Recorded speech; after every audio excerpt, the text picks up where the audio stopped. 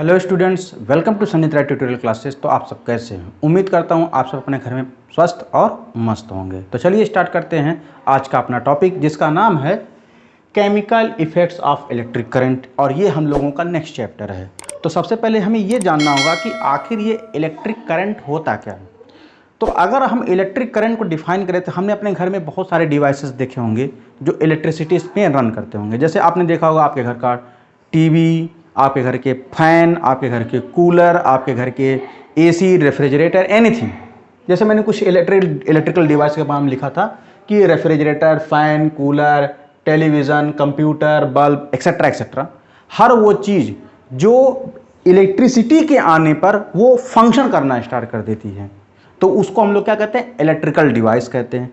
तो electrical device से अगर डिवाइस हटा दिया जाए तो एक वर्ड आता है इलेक्ट्रिसिटी। तो आपके मन में क्वेश्चन होना चाहिए, सर ये इलेक्ट्रिसिटी क्या होती है? तो देखिए, जो इलेक्ट्रिसिटी है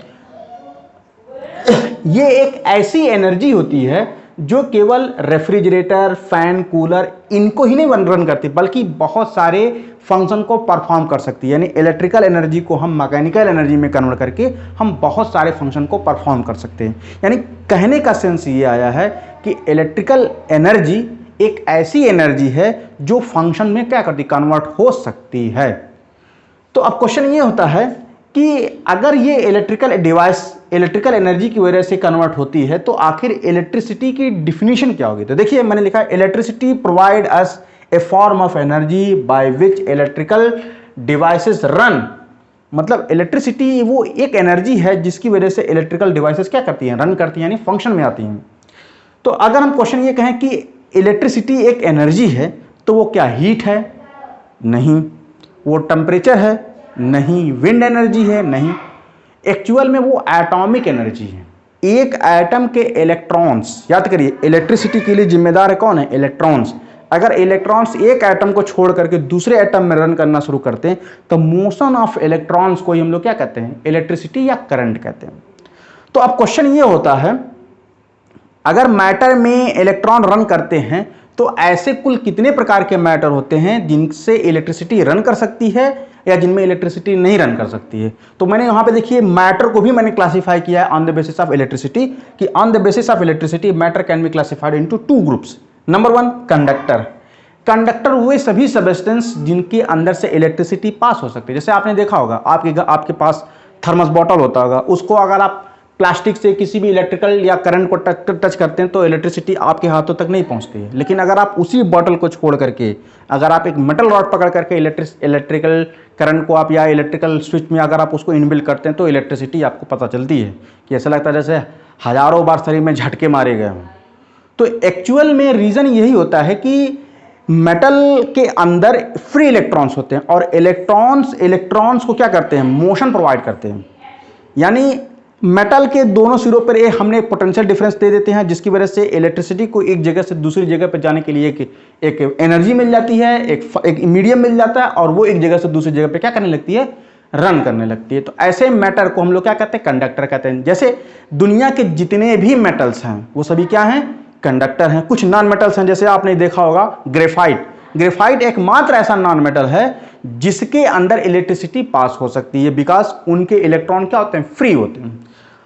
और अगला है साल्ट वाटर। साल्ट, देखिए वाटर इलेक्ट्रिकल इंसुलेटर है, लेकिन जो आयंस होते हैं जो साल्ट की वजह से डिसॉल्व होते हैं वो क्या करते हैं? उसको कंडक्टिविटी प्रोवाइड करते हैं। तो स्टूडेंट्स, अगला वर्ड है इंसुलेटर। तो इंसुलेटर किसे कहते हैं? इंसुलेटर ऐसे वर्ड्स होते हैं या ऐसे सबस्टेंस होते हैं जिनके अंदर से इलेक्ट्रिसिटी पास नहीं हो सकती है। जैसे अगर हम एक सूखी लकड़ी को किसी इलेक्ट्रिकल डिवाइस से टच करते हैं तो सूखी लकड़ी में इलेक्ट्रिसिटी फ्लो नहीं होती, लेकिन अगर उसी जगह पे गीली लकड़ी लेते हैं तो गीली लकड़ी में इलेक्ट्रिसिटी फ्लो होती है। क्यों? क्योंकि पानी में आयंस डिसॉल्व होते हैं और आयन इलेक्ट्रिकल क्या होता है? कंडक्टर होता है। आप प्लास्टिक ले सकते हैं, आप ड्राई कॉटन ले सकते हैं। तो ये सब वो चीज़ हैं जो इलेक्ट्रिसिटी को अपने अंदर से पास नहीं होने देते हैं। तो इन सारे सबस्टेंस को हम लोग क्या कहते हैं? इंसुलेटर कहते हैं। तो स्टूडेंट्स, हम लोग आ जाते हैं मेजरमेंट ऑफ इलेक्ट्रिसिटी। यानी अगर हमको इलेक्ट्रिसिटी में को मेज़र करना हो कि आखिर इलेक्ट्रिसिटी को हम लोग किस डिवाइसेस से मेज़र करते हैं, तो हम लोगों के पास दो डिवाइसेस हैं जो फिजिक्स में यूज होते हैं। एक है एम्पियर मीटर, इसका एक शॉर्ट नाम है एमीटर है, जो ये चेक करता है कि किसी डिवाइसेस में इलेक्ट्रिसिटी बह रही है तो कितने एम्पियर की बह रही है, यानी उसकी इलेक्ट्रिसिटी को ये मेज़र करता है। और ये डिवाइस जिसको हम वोल्ट मीटर कहते हैं, ये मेज़र करता है कि जिसमें इलेक्ट्रिसिटी बह रही है उसकी स्ट्रेंथ क्या है, यानी उसका वोल्टेज क्या है, ये उसकी वोल्टेज को मेज़र करता है, इसका नाम वोल्ट मीटर रखा गया है। तो अगला टॉपिक है इलेक्ट्रिक टेस्टर। तो टेस्टर क्या होता है, देखिए मैं आपको यहाँ समझाना कोशिश करता हूँ कि इसमें एक एलईडी बल्ब लगी होती है। एलईडी बल्ब का एक सिरा एक हमारे सेल से लगा होता है और उसका दूसरा सिरा फ्री होता है, जबकि एलईडी बल्ब के जो दूसरे हिस्से से लगे जो वायर होते हैं वो भी हिस्से क्या होते हैं, फ्री होते हैं। तो जब तक अगर हम इन दोनों को अपने या फिर इनको आप एक मेटल से टच कर देंगे तो ये तुरंत बल्ब जलने लगेगा, जो ये बताता है कि जैसे ही इसका सर्किट पूरा होगा तुरंत हमारा बल्ब जलने लगेगा।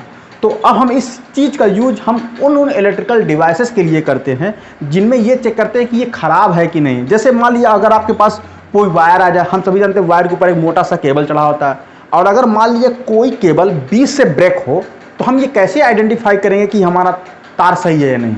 तो उसके लिए भाई जाहिर सी बात है केबल के दो फ्री एंड होंगे, तो एक एंड पर हम इसका ये फ्री एंड लगा देंगे और दूसरे एंड पर इसका फ्री एंड लगा देंगे। अगर ये वायर का केबल कंप्लीट रहेगा तो बल्ब जलने लगेगा, लेकिन अगर बीच से कहीं ब्रेक रहेगा तो मतलब ये बल्ब नहीं जलेगा। तो इस पर हम सीधे आइडेंटिफाई कर सकते हैं कि हमारा ये तार सही है या गड़बड़ है।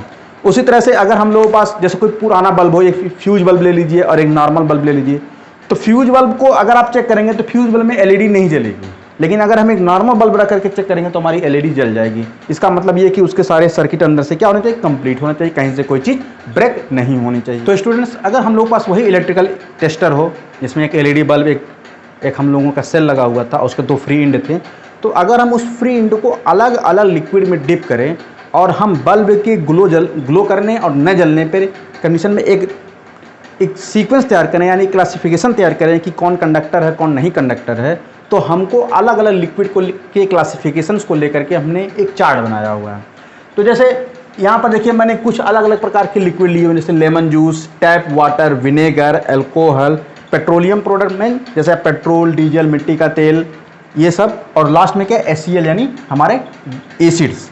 तो अगर हम लेमन जूस में अगर हम उस इलेक्ट्रिक टेस्टर को डालते हैं तो वो जलने लगता है, जो ये बताता है कि लेमन जूस जो होते हैं वो गुड कंडक्टर होते हैं। जबकि वहीं पर हमारे घर का जो टैप वाटर है, जो घर का पानी है, उसके ही अंदर भी अगर हम इलेक्ट्रिक टेस्टर को डालते हैं तो भी बल्ब जलने लगती है, इसका मतलब वो भी गुड कंडक्टर है। विनेगर जो हम लोग घरों में खाने में सॉस बनाने में यूज करते हैं वो भी जलने लगता है, इसका मतलब वो भी क्या है, गुड कंडक्टर है। लेकिन जैसे ही हम अल्कोहल या पेट्रोलियम प्रोडक्ट लेते हैं तो उसमें हमारा बल्ब नहीं जलता है, यहाँ पर लिखा है नॉट ग्लो। और जब नहीं जलता तो ये लोग क्या है, इलेक्ट्रिसिटी इनके अंदर से फ्लो नहीं हो सकती, इसलिए इनको हम लोग क्या कहते हैं, बैड कंडक्टर कहते हैं। लास्ट है हमारा डाइल्यूट HCl, यानी अगर कोई एसिड है उसमें थोड़ा सा पानी मिलाया हुआ तो उसके अंदर भी अगर हम इलेक्ट्रिक टेस्टर डालते हैं तो हमारा बल्ब क्या करने लगता है, ग्लो करने लगता है। इससे पता चलता है कि वो क्या हमारा एक गुड कंडक्टर है।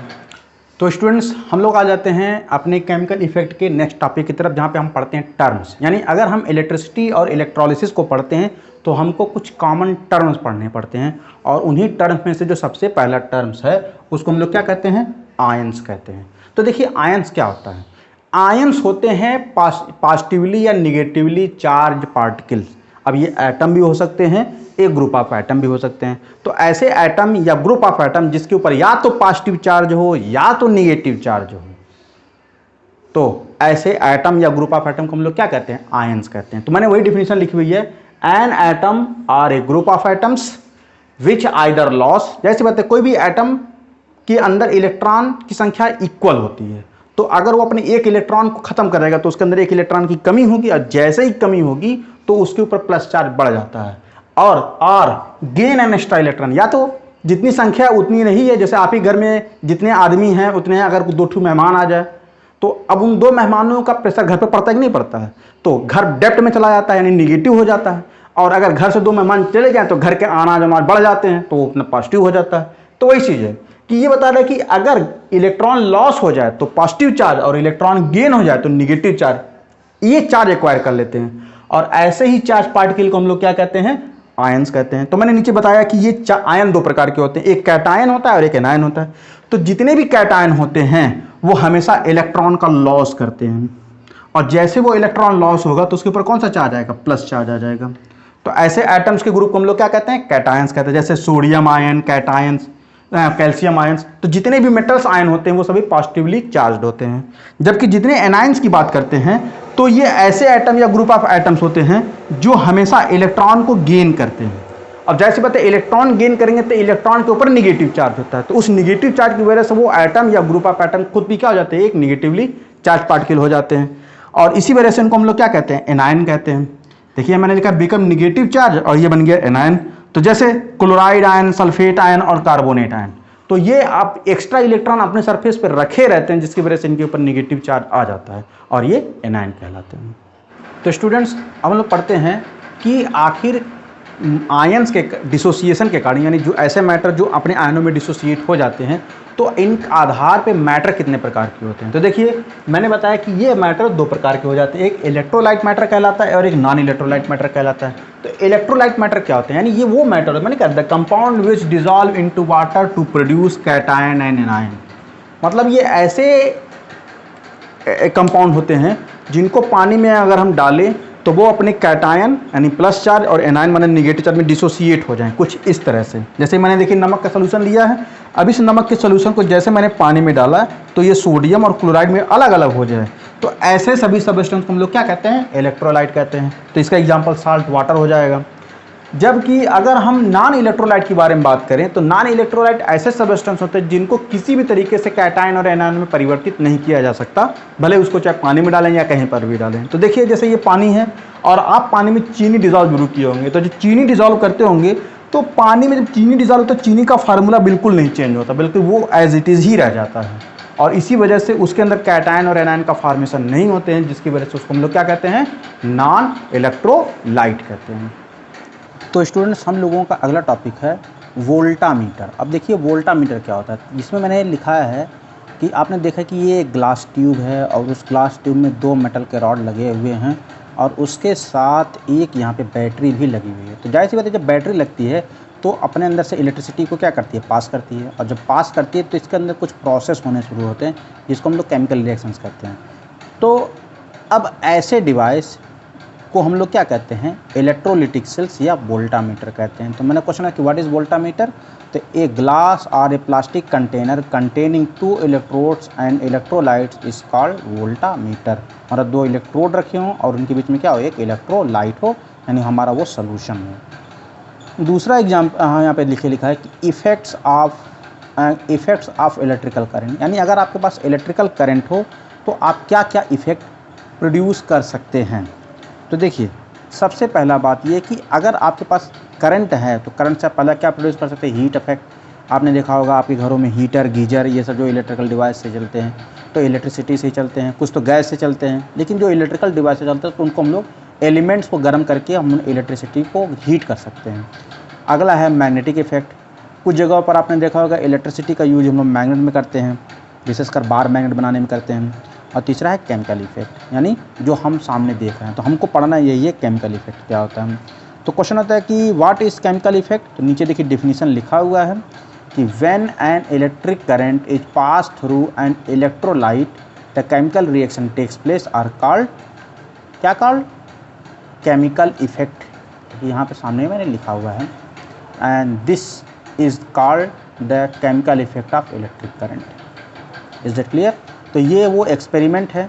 आपने देखा होगा कि जब आप किसी सोल्यूशन के अंदर दो मेटल रॉड डुबा करके इलेक्ट्रिसिटी को फ्लो करते हैं तो मेटल के दोनों टर्मिनल बबल्स बनने लगते हैं, और ये जब बबल्स बनने लगते हैं तो ये एक्चुअली बता रहे हैं कि किसी इलेक्ट्रोड पर कोई ना कोई गैस डिपॉजिट हो रही है। तो देखिए बबल्स क्या कहते हैं, बबल्स की कहानी कुछ अलग कह रही है। तो यहाँ पे देखिए क्या कह रहा है कि यहाँ पे क्या इफेक्ट दिखा रहा है कि bubbles of gas may be formed on the electrodes. जैसी बात है इलेक्ट्रोड पे बबल्स फार्म हो सकते हैं, मैंने जब भी केमिकल रिएक्शन होगा तो ये इंडिकेशन होगा कि क्या क्या हो रहा है। तो बबल्स फार्म हो सकते हैं, डिपॉजिट ऑफ मेटल में सीन ऑन इलेक्ट्रोड, या तो आपने देखा होगा कि दोनों इलेक्ट्रोडों में से किसी इलेक्ट्रोड के ऊपर मेटल की परत चढ़ती चली जा रही है। दूसरा है चेंज ऑफ कलर में अकर इन द सोल्यूशन, या फिर सोल्यूशन का जो कलर है वो चेंज हो जाए। यानी तीन है, यानी मेटल इलेक्ट्रोड पर या तो बबल पैदा होगा, या फिर किसी दूसरे इलेक्ट्रोड पर क्या पैदा होगा, मेटल रॉड चढ़ता चला जाएगा यानी मोटा होता चला जाएगा। और दूसरा, ये सोल्यूशन का कलर क्या हो जाएगा, डल होता यानी और गाढ़ा नहीं होगा बल्कि ये इससे हल्का होता चला जाएगा। तो ये 3 इफेक्ट दिखते हैं जब हमारे पास कोई इलेक्ट्रोलाइटिक सोल्यूशन होता है। अब हम बात करते हैं यूज़ ऑफ इलेक्ट्रोलाइट की, यानी ऐसे इलेक्ट्रोलाइट का हम लोग यूज क्या करेंगे। यूज़ ऑफ इलेक्ट्रोलाइट में extractions of metal from their ores. तो देखिए ये एक पुराना मेथड है कि जब हम इलेक्ट्रोलाइट्स यूज करते हैं तो जैसे ये इसी प्रोसेस में होता है कि यहाँ पर हम एक पुराना मेटल रख लेते हैं जिसमें इम्प्योरिटी, और यहाँ पर एक प्योर मेटल रख लेते हैं, और जब इलेक्ट्रिसिटी पास करते हैं तो यहाँ से मेटल आयन निकल करके दूसरे प्लेट पर डिपॉजिट होने लगते हैं, जिसकी वजह से ये प्योर हो जाता है और ये पूरी तरह से डिज़ोल्व हो जाते हैं। तो इसी को ये मेथड बता रहा है कि अगर हम मेटल को एक्सट्रैक्ट करना है तो उनके ओर को इसी मेथड से एक्सट्रैक्ट कर सकते हैं। Manufacture of chemicals, electrolysis is use for the manufacturing of chemical that are used in industries as a large quantities. जैसे आप कहेंगे सर कौन से केमिकल, जैसे यहाँ ही आप देखिए कि एक तरफ तो हमारा मेटल बन रहा है, दूसरी तरफ से ये बबल बन रहे हैं, और ये बबल क्या होते हैं, यहाँ से गैस के रूप में। अब ये बबल क्लोरीन गैस होता है, हाइड्रोजन गैस होता है, ऑक्सीजन गैस होता है। तो उन सबको यूज करके कॉमर्शियल स्केल पे उनको बेच करके खूब ज़्यादा प्रॉफिट कमाया जा सकता है बाय दिस प्रोसेस। तीसरा है रिफाइनिंग ऑफ मेटल्स। मेटल की रिफाइनिंग कैसे करते हैं, तो आपने देखा होगा कि यही जो मेटल जो आप यहाँ प्रोसेस देख रहे हैं कि इलेक्ट्रोलाइटिक प्रोसेस से अगर आप किसी एक प्योर मेटल को इम्प्योर मेटल को प्योर मेटल में डिपॉजिट करके अलग कर ले रहे हैं, तो इसी को हम लोग क्या कहते हैं, इलेक्ट्रोलाइटिक रिफाइनिंग कहते हैं। इलेक्ट्रोप्लेटिंग, इलेक्ट्रोप्लेटिंग क्या होता है, आपने देखा होगा आजकल मार्केट में कुछ घड़ियाँ आती, कहते हैं ये सोने की घड़ी है। दरअसल में बच्चों सोने की घड़ी नहीं होती बल्कि उसके ऊपर सोने की प्लेटिंग की जाती है, तो उसी प्रोसेस को इलेक्ट्रोप्लेटिंग कहते हैं। अभी कहेंगे सर ये होता कैसे, तो देखिए मान लिया हम इसी मेथड में बताते हैं। यहाँ पर आपको जो सोल्यूशन लेना पड़ेगा वो सोने का सोल्यूशन लेना पड़ेगा, जिसको हम लोग एरियम क्लोराइड कहते हैं, AuCl2 इसका नाम है। यहाँ पे लिख देता हूँ AuCl2, एरियम क्लोराइड।